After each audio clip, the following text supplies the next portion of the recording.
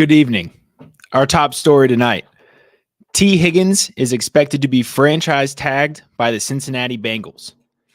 The fourth-year receiver was set to potentially hit the open market, and Cincinnati potentially was finding themselves in a situation to not be able to bring the receiver back. But then the NFL salary cap was released and everything changed. We'll talk what his return means for Cincinnati going forward.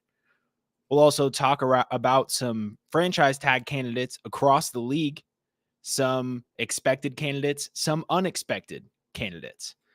And we'll also talk about the league shifting salary cap changes that were just recently announced. As we know, the NFL salary cap got a huge increase this weekend. So we will talk about what that means for the league and what that means for individual teams going forward in 2024. And finally, we'll end the show discussing news for Levante David and Xavier Howard.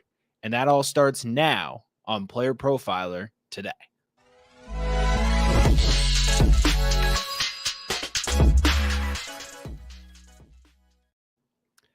Good evening, everyone, and welcome to Player Profiler today. I am your Saturday host, Matt Babich. Do ignore the banner on the bottom. We got one for Toomey, we got one for Bradley, we got one for Ahan. We don't have a banner with a name for old Matt Babich. So I am your host tonight, Matt Babich. You can find me here on this YouTube channel, on our Facebook channel, on our Twitter account, on our X account, I guess I should say, weekly on Saturdays for Player Profiler today. So let's get right into our top story. T. Higgins will be a Cincinnati Bengal. I went on the record in my free agent outlook series saying that I expected this exact scenario to happen, though my tone about the decision was very different in that point in time, where I pinned it as a mistake for the Cincinnati Bengals to spend their funds on T. Higgins on a $20 million franchise tag when they have holes to repair in their offensive line and a defense that needs to be completely up-leveled. Now, with the NFL salary cap changes, the Cincinnati Bengals have roughly an extra $13 million in additional funds that they were not expecting to have. So right off the bat, roughly 70% of T. Higgins' franchise value is already spoken for. You know, this is free money and money they weren't expecting to receive. And as a team in your Super Bowl window, that's how you need to use that cash. You have to spend a certain amount of money. You have to spend money somewhere. And if you're going to get 13 mil in dollars that they were already planning out their roster moves on the expected $242 million salary cap mark, and then out of nowhere, you get an extra $13 million. So my tone on the signing has changed. I do believe that this is a more forward-thinking decision from the Cincinnati Bengals front office. This is a player who has extensive chemistry with Joe Burrow. He has experience in the playoffs. He has experience playing in a Super Bowl. And talk all you want about how the Cincinnati Bengals got to that Super Bowl, but they were a few plays away from walking home with the Lombardi Trophy. So this Cincinnati Bengals team is in their Super Bowl window. I know Joe Burrow said it's his window's his whole career, but unfortunately we know that's not necessarily the case with the way contract structures work and how hard it's been for anybody whose name isn't Patrick Mahomes to win a Super Bowl or go to a Super Bowl on a veteran contract, on an expensive veteran contract. Matthew Stafford's is a little bit more team friendly, but this is not an easy thing to do. And so the Cincinnati Bengals are going to try and keep this offense together, this offense that has plenty of experience together. We're talking Jamar Chase, T. Higgins, Joe Mixon. Tyler Boyd will be the odd man out. We've already seen reports that Tyler Boyd will not return to the team, but that's an easy role to fill, especially with this draft class. Tyler Boyd is the quintessential player to replace in free agency. And so that's a sharp move by the franchise. And bringing their number 2 in is something that I'm in favor for. While I am still on the side that a better replacement for T. Higgins at cost is out there, there's some nuance to this where, number one, Marvin Harrison Jr. and Malik Neighbors will be far gone by the time the Cincinnati Bengals draft.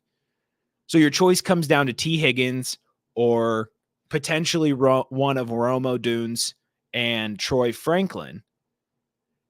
And after that, you're starting to take some real dart throws. So even with Odunze and Franklin, the certainty that T. Higgins wields is far greater than either of those rookies. As much as I like both of them as prospects, as much as I expect both of them to succeed at the NFL level, they have nowhere near the same amount of certainty as T. Higgins, and there's not another option in free agency that would make sense for the Cincinnati team, barring maybe Marquise Brown.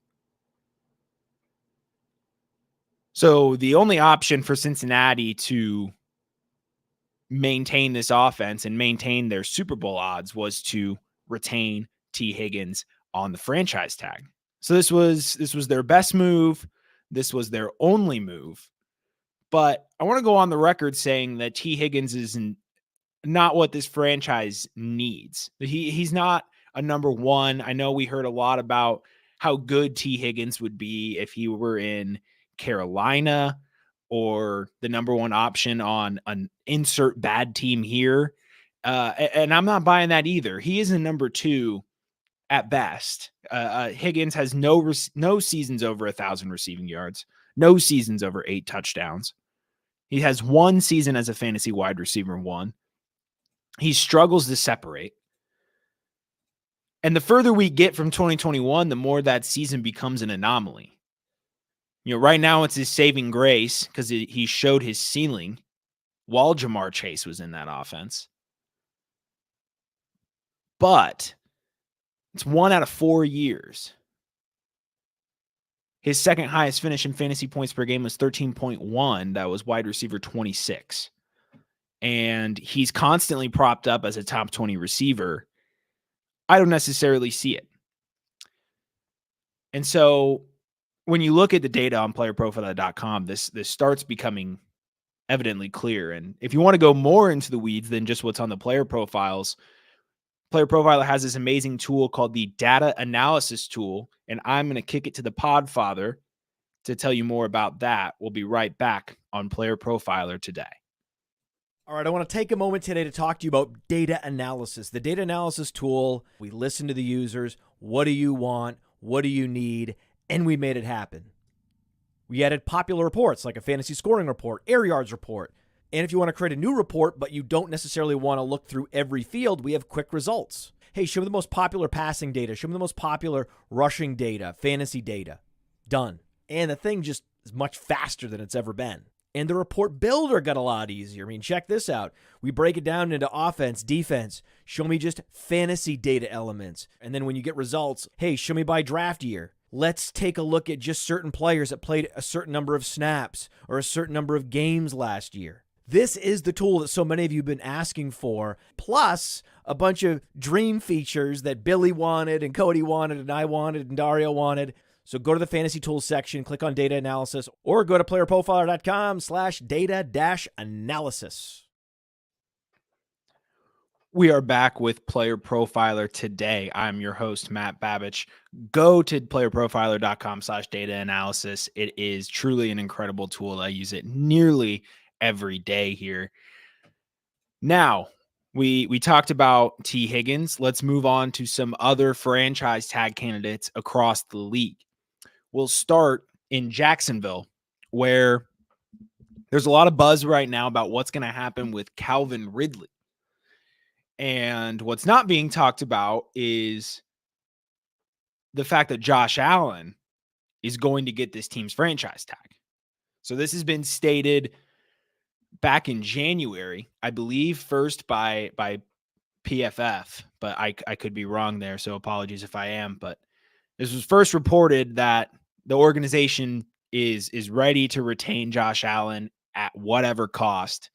And as we know, by the time you hit this period in the offseason, if you as a player are not already extended, there is a divide between your value and the structure that you are seeking versus what that organization is prepared to offer.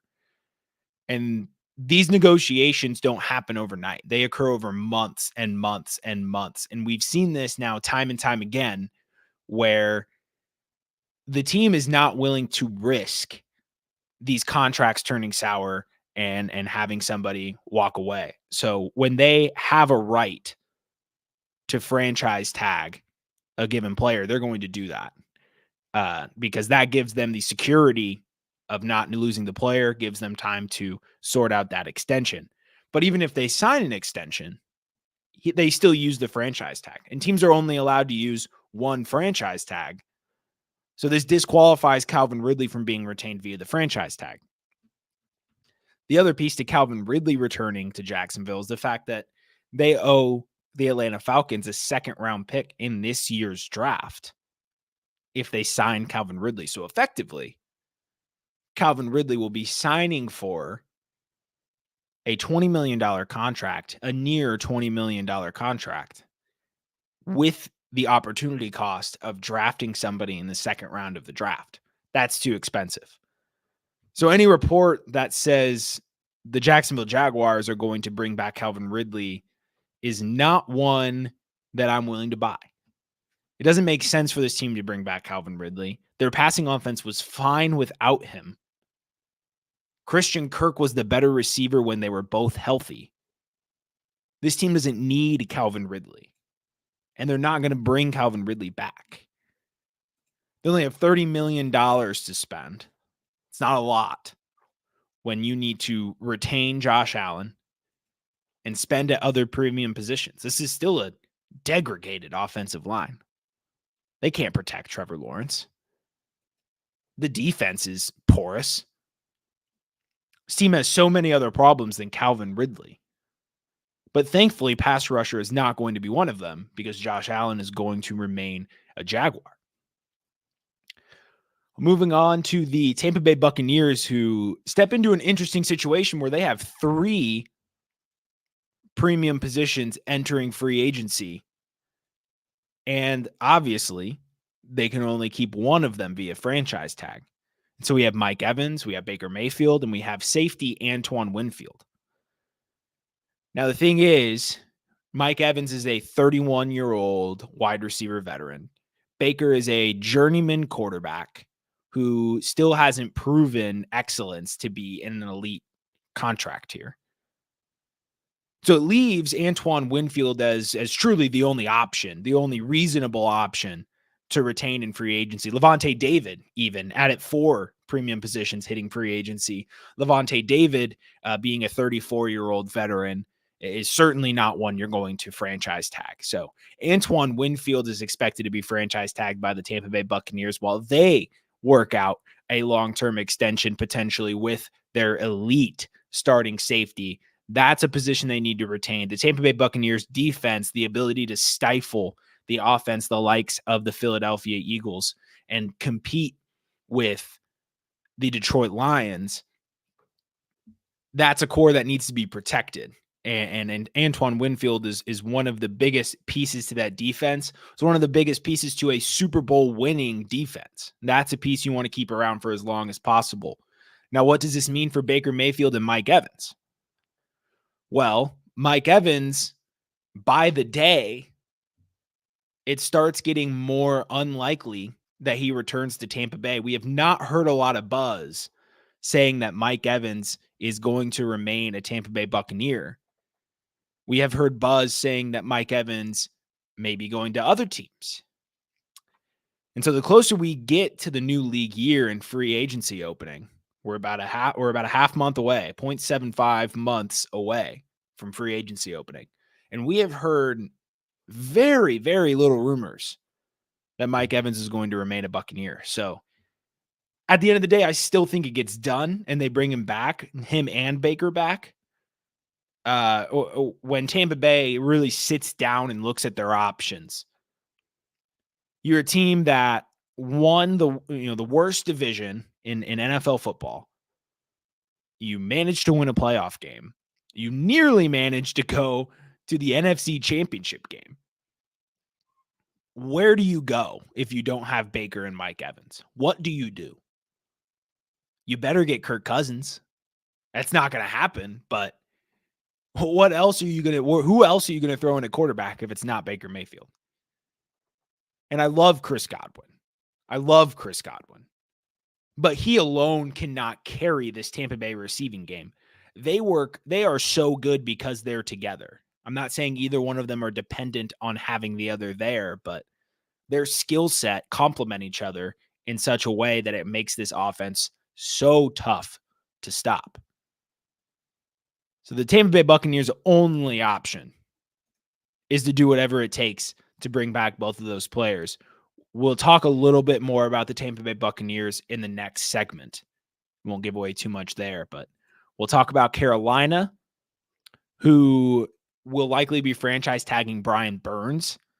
This should not be a surprise, as Brian Burns is set to get a massive contract, and the Carolina Panthers are not a desirable destination right now. They got a new head coach, but the front office structure is essentially still the same guy upstairs that's calling all the shots. So Brian Burns can get a contract anywhere, especially with the new salary cap. It really opens up his options to go to a competitive team.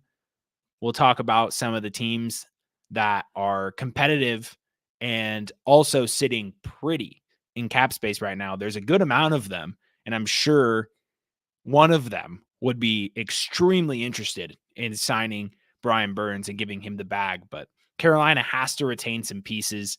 They have to try and make themselves a competent football team, even though they're not trying to win right now.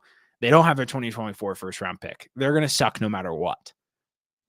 But it's about saving face, keeping guys like Brian Burns around, trying to build some culture. And that starts with a veteran like Brian Burns in the locker room, leading the defense. And there's not much else the Carolina Panthers can do this season to win football games. They got to spend some cap space. They're going to get a receiver. They're probably going to overpay an offensive lineman or a defensive lineman. They're going to overpay a few people, a few veterans, and they're going to stink again. And Brian Burns is probably going to be the 2025 franchise tag candidate for the Carolina Panthers. The poor guy is trapped in Carolina, and there's nothing he can do about it. He's going to be a Carolina Panther next year. Another receiver that's going to get the franchise tag is Colts receiver Michael Pittman Jr. This was reported a while back, not made official yet, but Michael Pittman Jr. has already been on the record saying that while he would prefer to get the security of a multi-year deal, he is very okay with playing football for $20 million. So good on Michael Pittman Jr. to have some sense. That's a lot of money. That's retire money. So while he would obviously prefer the security of a long-term contract, that's what all these players want and deserve. But the reality is it's not how the business can work right now with the way it's set up. And good on Michael Pittman Jr. for understanding that $20 million is life-changing money. And he will go out there. He'll give it his all. He'll have another great season. And he'll earn himself another $17+ million in AAV and probably sign a multi-year deal going into next season. So Michael Pittman Jr. will remain a Colt. He seems unmoved by the fact that it's a franchise tag move. He seems to understand the business side of the situation and understands that at the end of the day, this is about the Colts going to win a Super Bowl. So Michael Pittman Jr. will remain a Colt. The Colts will remain one of the most competitive teams in the game. They are going to take a step forward next year with Anthony Richardson. It's going to be really exciting. It's a team that barely missed the playoffs. It's going to be really exciting to see what happens with AR-15 and number 11 back in this offense next year. While we're on the topic of receivers, we could talk about Cardinals receiver Marquise Brown. Again, before the salary cap changes, this is not something I would have necessarily expected, But now with all this extra cash, maybe it makes sense. I don't think Marquise Brown is worth $20 million. So this isn't a likely outcome. But if Marquise Brown doesn't want to stay and the Cardinals have other plans with their roster, they may opt to tag him. So this is a soft maybe on Marquise Hollywood Brown, and we can transition from soft maybe to firm yes with the Bears' Jalen Johnson. Another safety option for a team that is desperate to hold on to this momentum that they built towards the end of last season. They're going to take Caleb Williams with the number 1 overall pick. They want to provide a good defense to set him up in positive game script situations. So they're going to franchise tag Jalen Johnson to keep up that defense. Now, we're going to end this segment on 3 people who I do not think will get the franchise tag. I've seen conflicting reports, but I do not expect Saquon Barkley to get franchise tagged by the New York Giants. I do not expect Tony Pollard to be franchise tagged by the Dallas Cowboys. That one's a near certainty. And I do not expect Josh Jacobs to be franchise tagged by the Las Vegas Raiders. The salary cap does play into Barkley and Jacobs. That could be the reason they get kept, because that nearly covers their entire salary under the salary cap. I think it does cover their entire salary under the salary cap. So those are the franchise tag candidates across the league.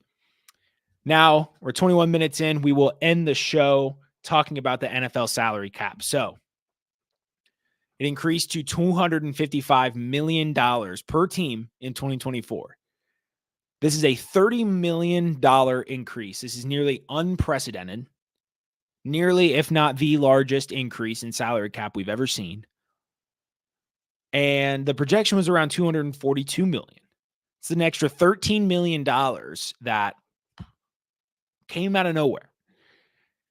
And if you are like me and you look at websites like Over the Cap or Spotrac, you go to their team cap page and it looks so much different now. I mean, the rich get richer. The middle class, if you will, is now the upper middle class. And teams that were severely cap strapped are not in a bad spot now. So this is huge for the league and how all these teams are going to maneuver their contracts. It's biggest for the bottom 2/3, right? The bottom third in cap space, people who are over the cap, near the cap, now have some wiggle room to spend or extremely less money to cut or restructure. And then the middle third is now looking at a group of competitive teams that now have an indulgence of cap space to get rid of.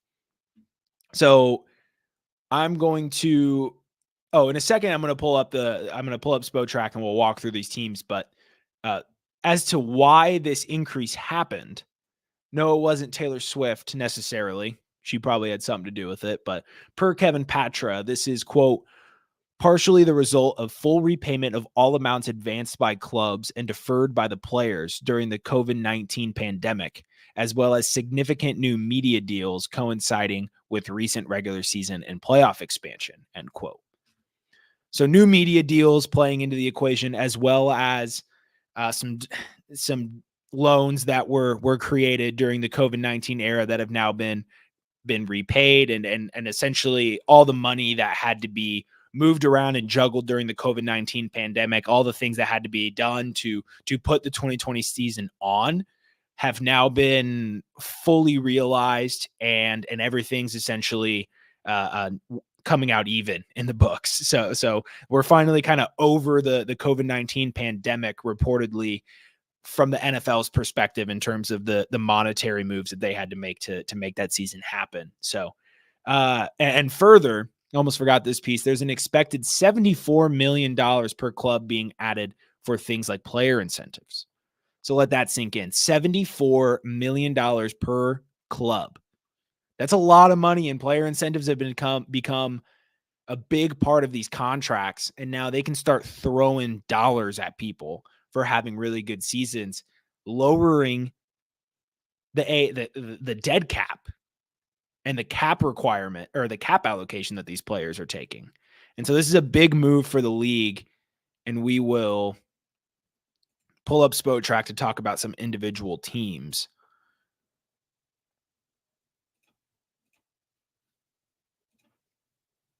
All right, so we got Spotrac loaded up here.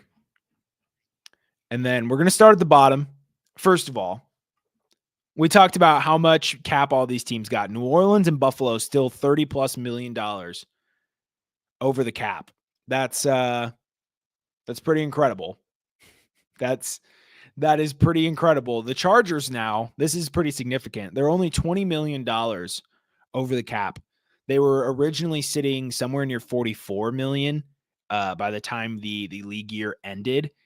And now they're only sitting at $20 million, so significantly less money to move around. They're a team that's going to be restructuring a lot in the upcoming weeks, especially with Jim Harbaugh taking over and trying to create his roster.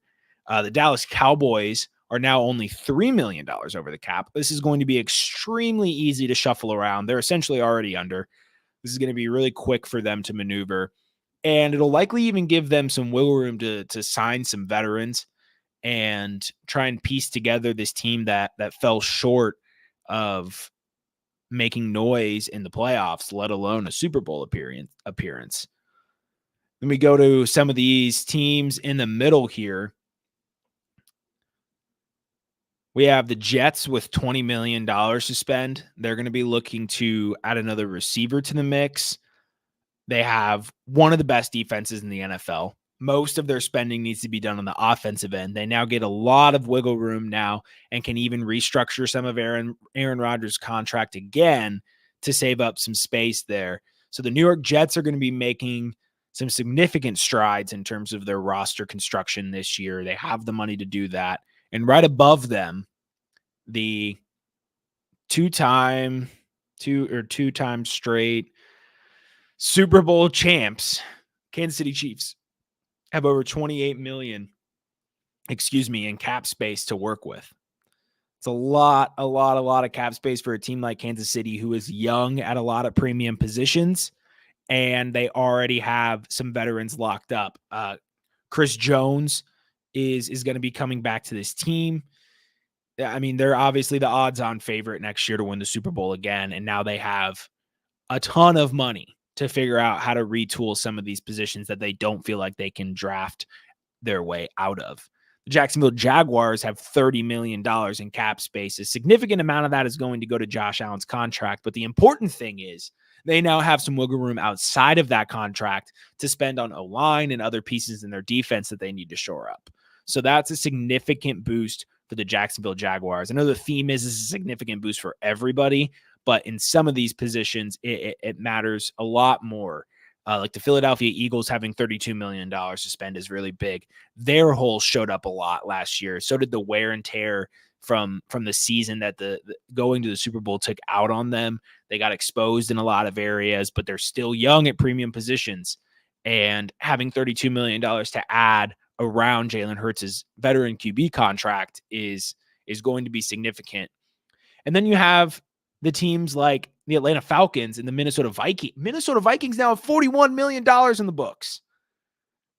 That's a lot of money to go spend around. Now we know there's only so many free agents. So this is going to be really interesting to see how this affects the market because there's a limited amount of free agents. This isn't an overwhelming free agent class.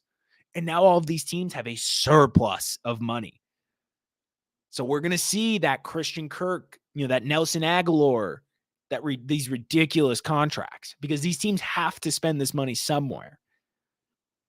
So it's going to be so interesting. This might be one of the most interesting free agency periods that we've had because there's now a cash surplus over the market and there's a limited amount of talent to absorb that. So it's going to be really interesting to see how this crash course ends up playing. The top half here. And let's talk about the Atlanta Falcons. $42 million to spend.